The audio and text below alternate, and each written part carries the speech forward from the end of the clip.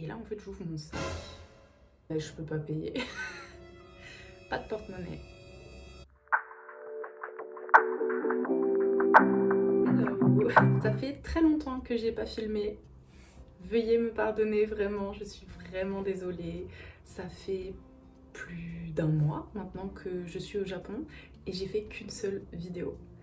Et je vous avoue que ce premier mois a été très intense, émotionnellement parlant. Déjà pour tout ce qui est mon arrivée, les papiers, l'administration, la rentrée, le logement. Bref, je vous laisse imaginer un peu, je croulais sous toutes les choses. Il fallait le temps que ça se mette en place, etc. Et également la découverte du Japon, de la ville, des gens, je faisais beaucoup de rencontres, etc. Donc j'avais pas trop le temps de me poser, on va dire. Là j'ai un petit peu plus de temps, donc c'est pour ça que je prends enfin le temps de filmer. Je vais juste faire un petit débrief sur mon premier mois dans cette vidéo. Je vais parler un petit peu de ce que j'ai fait et également de mes ressentis pour ce premier mois au Japon. On finira cette petite vidéo sur quelques images de la ville de Nagoya évidemment parce que c'est là où je vis et je voulais vous partager quand même un petit peu ça aussi. Du coup, pour mon premier mois au Japon, les 2 premières semaines ont été quand même assez intenses parce que c'était surtout en fait de l'administration.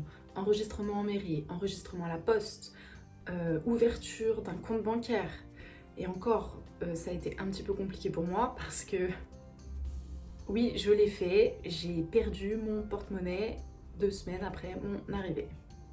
Avec tous mes papiers dedans, évidemment, parce que sinon c'est pas drôle. Donc voilà, pour vous dire que c'était un petit peu la course. Également acheter plein de choses pour mon appart, pour ma chambre, pour que je sois bien installée, etc. Ensuite, autre chose, du coup, autre que l'administration qui m'avait déjà pris beaucoup de temps, et bien c'est tout simplement de voir mes amis et de rencontrer des gens.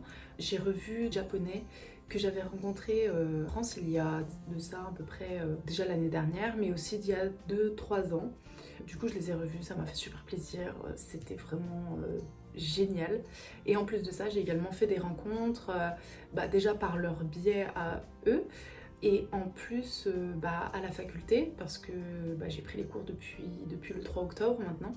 Donc j'ai rencontré également d'autres japonais, et également via des applications, etc.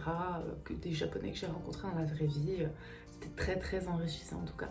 Ensuite concernant mon adaptation en fait tout simplement avec le pays, écoutez, ça se passe super bien. Je ne saurais quoi vous dire vraiment tellement ça se passe bien, tellement ça se passe comme je le pensais. Je ne suis aucunement déçue. Ça va au-delà de mes espérances même.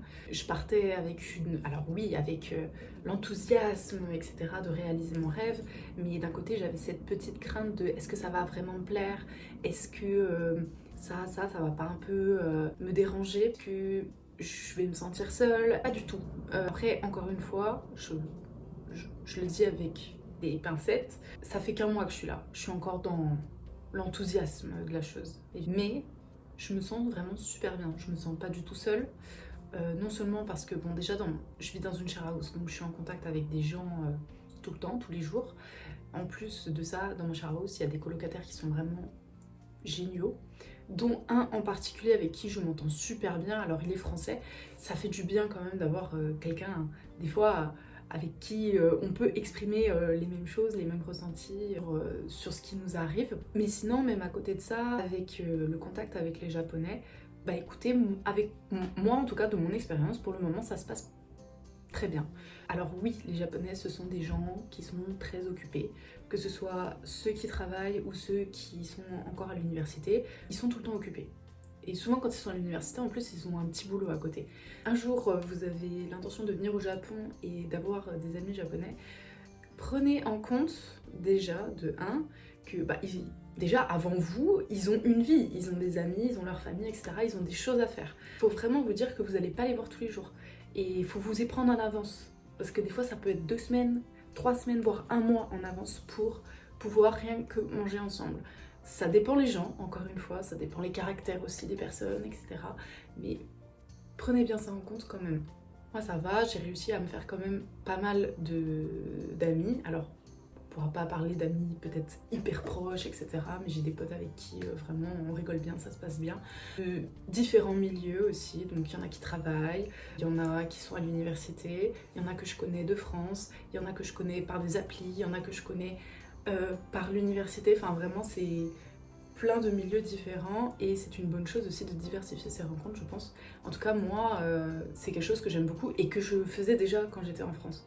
Encore une fois, je suis quelqu'un de très sociable. J'ai le contact facile avec les gens. Je vais facilement vers les gens, ça ne me dérange pas. C'est pas le cas de tout le monde, j'en ai bien conscience. Mais dites-vous aussi également que les Japonais, c'est pas eux qui vont venir vers vous en premier. Il faut y aller. Généralement, ça marche. Encore une fois, ça dépend les personnes. Du coup voilà, je me sens pas du tout seule, alors certes, mes amis, ma famille, etc. Bah j'y pense, franchement ça va, et je me sens bien ici. Comme si j'avais toujours été là, enfin je sais pas, je fais ma vie, mon quotidien, je me vois bien. Alors encore une fois, je le vais voir pendant l'année, etc. J'essaie de faire attention à ce que je dis par rapport à mon engouement, mais c'est vrai que sur du plus long terme, ça me plairait bien. Parce que là déjà vous me dites Mathilde, tu rentres en France dans une semaine, je pète un câble. Mais même dans un an, je ne vais jamais vouloir rentrer. Je le sais, je me connais, je vais jamais vouloir rentrer, c'est pas possible. Mais malheureusement, tout n'était pas tout beau, tout rose. Il me suis arrivé un problème, mais un problème qui n'arrive jamais à personne, mais qui évidemment fallait que ça m'arrive à moi. Sinon c'est pas rigolo. Pour vous expliquer un petit peu le contexte, ça faisait 2 semaines que j'étais au Japon et j'ai un ami japonais qui sortait en izakaya et en fait avec des amis à lui, et en fait on y allait avec mon colocataire français. Enfin bref, la soirée se passait bien tranquille. Le truc c'est que quand il est 1h du matin et que vous êtes en ville, à part prendre le taxi, vous pouvez pas rentrer. Les métros au Japon c'est minuit. C'est tout, tous les jours. Il n'y a pas d'exception de week-end ou quoi que ce soit. Et on avait pas trop envie de payer le taxi avec mon pote, et du coup on dit bah vas-y on va découvrir, etc. On dit ça te dit on va dans une boîte voir comment c'est et tout. Je fais bah vas-y let's go, tu vois. Nous voilà partis en boîte blindée à fond. Vraiment, on était tous collés les uns contre les autres, c'était terrible, vraiment plus qu'en France, vraiment une fourmilière le truc. Donc on danse et tout, on sort de la boîte à 5h du matin, et moi en fait je traîne un petit peu avec un japonais que j'avais rencontré. À 8h du matin, je vais pour payer un truc, et là en fait j'ouvre mon sac. Là je peux pas payer, pas de porte-monnaie. Et là à ce moment-là, je viens de faire nuit blanche, je suis fatiguée, j'ai l'alcool qui redescend. Non, tout sauf ça en fait. Ça, Mathilde, non, ça fait 2 semaines t'es au Japon, c'est pas possible. Il peut pas t'arriver ça, c'est pas possible. Je me suis dit c'est la fin du monde. Bon, j'avais un petit peu d'argent, ça va, j'avais pas grand chose, je devais avoir peut-être une vingtaine ou une trentaine d'euros, donc ça va. J'avais ma carte étudiante, bon, ça va. Ma carte de transport, bon, ça peut se refaire. Ma carte de crédit, carte de crédit française, hein. Évidemment, ma carte de séjour au Japon, soit en gros l'équivalent de ma carte d'identité au Japon quoi. J'étais trop mal. Heureusement, le japonais avec qui j'étais a été adorable. On est retourné sur place, on a essayé de chercher un petit peu dans la rue, autour de la boîte, etc. Mais on n'a rien trouvé. Et il a essayé d'appeler la boîte, mais en fait ça répondait pas. En fait, ils répondent que pour les horaires d'ouverture. Du coup, il a appelé la police. Il a fait un espèce de petit rapport pour voilà, elle a perdu ici, le porte-monnaie il est comme ça, il y a ça dedans, etc. Il a tout fait à ma place parce que, et ça faisait 2 semaines j'étais au Japon, mon japonais il était cassé à 8h du matin après une nuit blanche, mon cerveau était arrêté et heureusement il était là pour ça. Il m'a donné de l'argent pour que je puisse rentrer chez moi. Après ça, avec d'autres amis, on est retourné dans un autre centre de police pour refaire une déclaration de perte en fait. Et ils m'ont donné un petit papier, une espèce de petit justificatif en fait, qui m'a permis en fait, quand je suis allée au bureau d'immigration, refaire ma carte de séjour, de dire pourquoi je refais ma carte. Alors ça a été très rapide, ça heureusement. Je veux dire, 2 jours après en fait avoir perdu mon porte-monnaie, je suis allée refaire ma carte de séjour parce que c'était le plus important. Ça a mis 3 heures à refaire ma carte. J'avais préparé tous les papiers, ça a mis 3 heures. Franchement, l'administration japonaise, comme ça, vraiment, ils sont super rapides. Par contre, s'il vous manque un truc et tout, terminos, hein. Ils sont très très exigeants, très stricts, il faut vraiment avoir tout, que ce soit tout, tac tac tac, hein. Mais si vous faites bien les choses, ça va très vite. Ensuite, le plus compliqué en fait, ça a été pour ma carte de crédit. Parce que du coup, j'ai fait opposition à ma carte. Du coup, je n'avais plus d'argent. Sauf que j'avais pas encore ouvert de compte japonais. Du coup, j'avais vraiment pas d'argent. Alors j'ai des amis qui m'ont prêté de l'argent. Et en plus de ça, j'ai voulu me faire un virement avec Western Union. Sauf que ça a été une galère. Ceux qui connaissent pas, Western Union en fait un système de...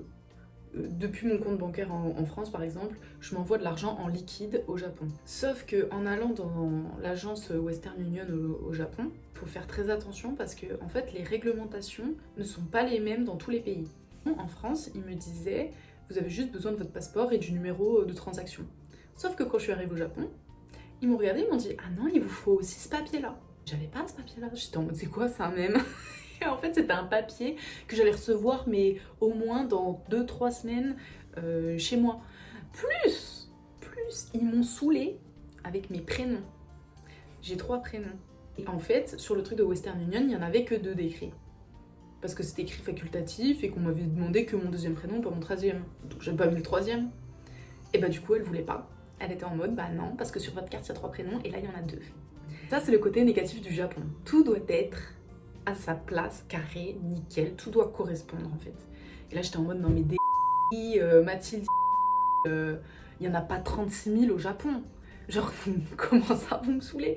Là j'avais un peu mon côté français qui bouillonnait en moi. J'avais envie de péter un scandale dans l'agence. Je retenu, je me suis dit Mathilde, ferme-la et rentre chez toi. J'ai annulé mon truc Western Union, etc. J'ai enfin fait mon compte bancaire et ensuite à partir de ce moment-là j'ai pu m'envoyer de l'argent de la France au Japon sur mon compte à moi. Et là j'ai pu avoir au moins de l'argent sur la durée en attendant que une nouvelle carte bancaire en France se fasse, que ma mère la reçoive, que ensuite ma mère la poste pour qu'ensuite ça arrive au Japon. Après, une fois que c'était posté, en vrai ça allait très très vite, je l'ai reçu en quelques jours vraiment. Tout ça, ça a duré bien 2 semaines. 3 semaines, c'était long, c'était dur, j'étais fatiguée, j'en avais marre. Et tout est bien qui finit bien. D'ailleurs, il y a de ça 1 semaine et demie, la police nous a contactés et en fait, ils ont retrouvé mon porte-monnaie. C'était bien mon porte-monnaie, hein, mais dedans, plus de carte de crédit, plus d'argent et plus de carte de transport. Et en fait, au Japon, sur les cartes de transport, vous avez de l'argent dessus. Donc ça veut dire que bah, c'était... En fait, je me le suis fait voler. C'est même pas que je l'ai perdu, c'est que quelqu'un me l'a volé et a piqué tout ce qui avait un truc en rapport avec l'argent. Parce qu'il y avait encore ma carte de séjour et ma carte étudiante. Mais c'est tout. Voilà, au Japon, on se fait pas voler, etc. Faites attention quand même, surtout quand vous allez dans des lieux comme des clubs par exemple. Je vous laisse sur des petites images de Nagoya. J'espère que ça vous fera plaisir d'avoir revu un petit peu ma tête après ce long moment. À venir, 2 vlogs, un micro-vlog très court de Tokyo. Je suis allée quoi 2 jours, donc c'est vraiment un micro-vlog et en plus j'étais avec des gens, j'ai profité d'être avec ces personnes-là, j'étais pas tout le temps sur mon téléphone à bloguer. Le prochain ensuite, autre vlog, ça sera Kyoto. Sur ce, je vous laisse avec la fin de cette vidéo, avec des petites images de Nagoya. À la prochaine!